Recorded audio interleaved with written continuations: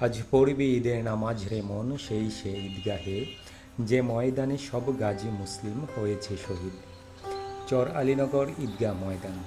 ব্রহ্মপুত্র নদীর তীর ঘেঁষে হাতিরদিয়াটি কাপাসিয়া রোডের পাশে গাজীপুর জেলার কাপাসিয়া থানার সনমানিয়া ইউনিয়নের চর আলীনগর গ্রামে ঈদগাহটি অবস্থান।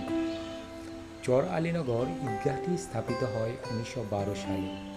আধুনিক যুগের সাথে তাল মিলিয়ে চমৎকার দৃষ্টিনন্দন এই ঈদগাহটি পুনর্নির্মাণ করা হয় 2024 সালে। সনমানিয়া চর আলীনগর চর সনমানিয়া গ্রামের হাজার হাজার মুসল্লি ঈদের নামাজ আদায় করার জন্য প্রতি বছর এই ঈদগাহে একত্রিত হয়ে থাকেন। দৃষ্টিনন্দন ঈদগাহটি দেখতে চলে আসতে পারেন গাজীপুর জেলার কাপাসিয়া থানার সনমানিয়া ইউনিয়নের চর আলীনগর গ্রামে।